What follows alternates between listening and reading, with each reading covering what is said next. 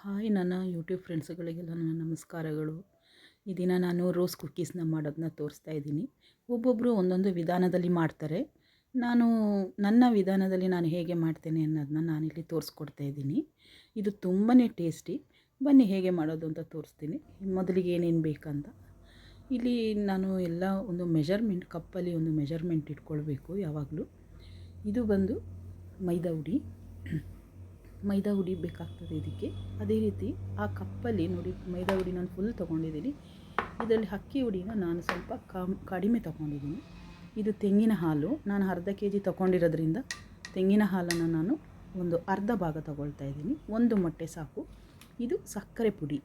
ಇದು ಇಡೀ ಸಕ್ಕರೆ ಹಾಕಿದರೆ ಕರಗಲಿಕ್ಕೆ ಕಷ್ಟ ಆಗುತ್ತೆ, ಅದರಿಂದ ಹುಡಿ ಮಾಡಿ ಇಟ್ಕೊಂಡಿದ್ದೀನಿ. ಇದು ಎಳ್ಳು. ಇದು ಆಪ್ಷನ್, ಬೇಕಿದ್ದರೆ ನೀವು ಎಳ್ಳು ಹಾಕ್ಕೊಳ್ಬೋದು, ಇಲ್ಲದಾದರೆ ಸ್ಕಿಪ್ ಮಾಡ್ಬೋದು.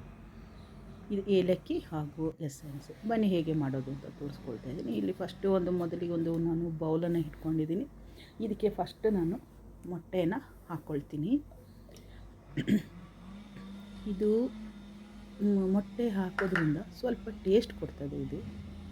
ಯಾಕೆಂತ ಹೇಳಿದರೆ ಕೆಲವರು ಮೊಟ್ಟೆ ಹಾಕೋದಿಲ್ಲ, ಇಲ್ಲಿ ಇನ್ನು ಕೆಲವರು ಮೊಟ್ಟೆ ಹಾಕ್ತಾರೆ. ನಾನು ಎರಡು ಡ್ರಾಪ್ ಎಸೆನ್ಸನ್ನು ಹಾಕ್ಕೊಳ್ತಾ ಇದ್ದೀನಿ. ಇಲ್ಲಿ ಎಸೆನ್ಸು ಅದು ಒಳ್ಳೆ ಫ್ಲೇವರ್ ಬರ್ತದೆ. ನಾನು ಏಲಕ್ಕಿ ಹಾಕಿರೋದ್ರಿಂದ ಇದಕ್ಕೆ ಏಲಕ್ಕಿ ಹಾಕಿ ಮಿಕ್ಸ್ ಮಾಡಿದ್ದೀನಿ ನಾನು.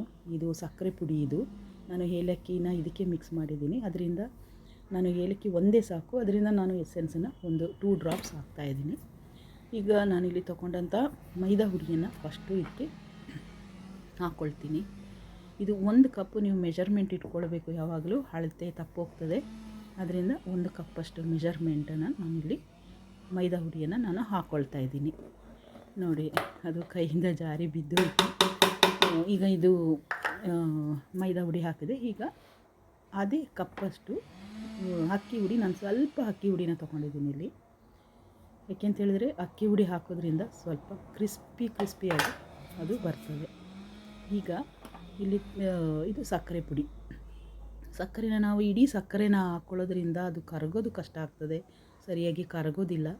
ಅದರಿಂದ ಇಲ್ಲಿ ನಾನು ಎಷ್ಟು ಬೇಕು ನಮಗೆ ಸಿಹಿ ಎಷ್ಟು ಬೇಕೋ ಅಷ್ಟು ನೋಡಿ ನಾವು ಸಕ್ಕರೆ ಪುಡಿಯನ್ನು ಹಾಕ್ಕೊಳ್ಬೇಕು. ಇಲ್ಲಿ ನಾನು ಎಳ್ಳನ್ನು ಹಾಕ್ಕೊಳ್ತಾ ಇದ್ದೀನಿ. ಇದನ್ನು ನಾನು ಎಳ್ಳನ್ನು ಸ್ವಲ್ಪ ಹುರಿದು ಹಾಕ್ಕೊಳ್ಳೋದ್ರಿಂದ ಒಳ್ಳೆಯದು. ಇದು ಉಪ್ಪು. ನಾವು ಏನೇ ಸ್ವೀಟ್ ಮಾಡಲಿ ಸ್ವಲ್ಪ ಒಂದು ಚಿಟಿಕೆ ಉಪ್ಪನ್ನು ಹಾಕಿದರೆ ಅದು ತುಂಬ ರುಚಿಯಾಗ್ತದೆ. ಅದರಿಂದ ನಾನು ಚಿಟಿಕೆ ಉಪ್ಪನ್ನು ಹಾಕ್ಕೊಳ್ತಾ ಇದ್ದೀನಿ. ಅದನ್ನು ಚೆನ್ನಾಗಿ ಇಲ್ಲಿ ಮಿಕ್ಸ್ ಮಾಡ್ಕೊಳ್ತಾ ಇದ್ದೀನಿ. ಚೆಂದ ಮಿಕ್ಸ್ ಮಾಡ್ಕೊಳ್ಬೇಕು. ಮೊಟ್ಟೆ ಫಸ್ಟಿಗೆ ನಾವು ತೆಂಗಿನ ಹಾಲನ್ನು ಹಾಕಬಾರ್ದು, ನೀರನ್ನು ಹಾಕಬಾರ್ದು.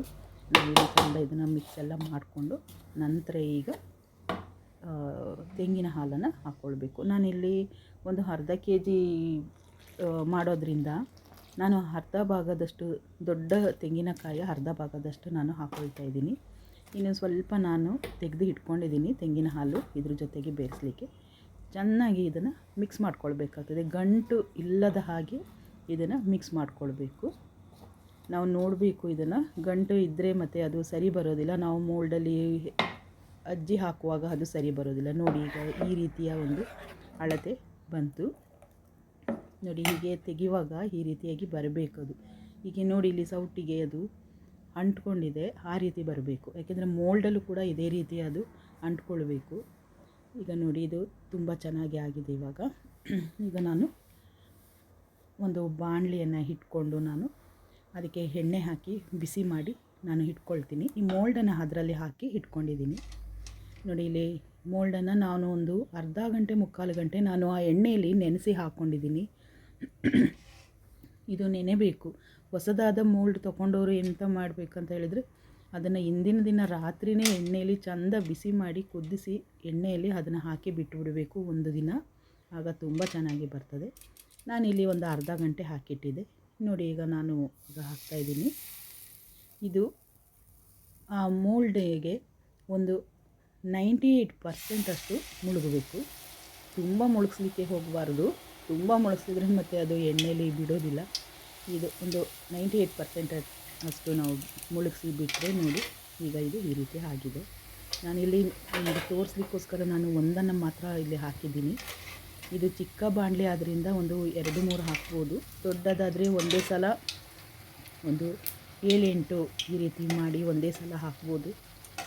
ಇದು ಮತ್ತು ಏನು ಅಂತ ಹೇಳಿದರೆ ನೋಡಿ, ಈ ಥರ ಮೇಲೆ ಭಾಗ ಮೇಲೆ ಇದೆಲ್ಲ ಇದು ಚೆಂದ ಬೇಯಬೇಕು. ನಾವು ಹಾಕುವಾಗ ಫಸ್ಟು ಎಣ್ಣೆ ಕಾಯುವಾಗ ಇದನ್ನು ಹೈ ಫ್ಲೇಮಲ್ಲಿ ಇಟ್ಟು ನಾವು ಬಿಸಿ ಮಾಡ್ಕೊಳ್ಬೇಕಾಗುತ್ತೆ. ನಂತರ ನಾವು ಈ ಮೋಲ್ಡಿಂದ ಇದನ್ನು ಹಾಕ್ಕೊಳ್ಳುವಾಗ, ಹಚ್ಚಿಂದ ಹಾಕ್ಕೊಳ್ಳುವಾಗ ನಾವು ಲೋ ಫ್ಲೇಮಲ್ಲಿ ಇಟ್ಕೊಂಡೇ ಮಾಡಬೇಕು. ಯಾಕೆಂತ ಹೇಳಿದರೆ ಬೇಗನೆ ಇದು ಸಕ್ಕರೆ ಹಾಕಿರೋದ್ರಿಂದ ಇದು ಬೇಗ ಸೀದೋಗ್ತದೆ ಮತ್ತು ಅದು ಬೇಯೋದಿಲ್ಲ, ಒಳಗೆ ತುಂಬ ಬ್ರೌನಾಗಿ ಬಂದುಬಿಡ್ತದೆ ಕಲರಾಗಿ, ಆದರೆ ಬೆಂದಿರೋದಿಲ್ಲ. ನಾನಿಲ್ಲಿ ಈಗ ಲೋ ಫ್ಲೇಮಲ್ಲಿ ಇಟ್ಕೊಂಡಿದ್ದೀನಿ ಇದನ್ನು ನೋಡಿ. ಈಗ ನಾನು ಇನ್ನೊಂದು ಹಾಕ್ತೀನಿ. ಇದು ತುಂಬಾ ಟೇಸ್ಟು ಮತ್ತು ಮಾಡಲಿಕ್ಕೆ ಕೂಡ ತುಂಬಾ ಈಸಿ. ಮಾತ್ರ ಇದು ನಾವು ಕರೆಕ್ಟಾದ ಒಂದು ಅಳತೆಯಲ್ಲಿ ಎಲ್ಲನೂ ಮಿಕ್ಸ್ ಮಾಡಬೇಕು, ಆಗ ಮಾತ್ರ ಇದು ಚೆನ್ನಾಗಿ ಬರ್ತದೆ.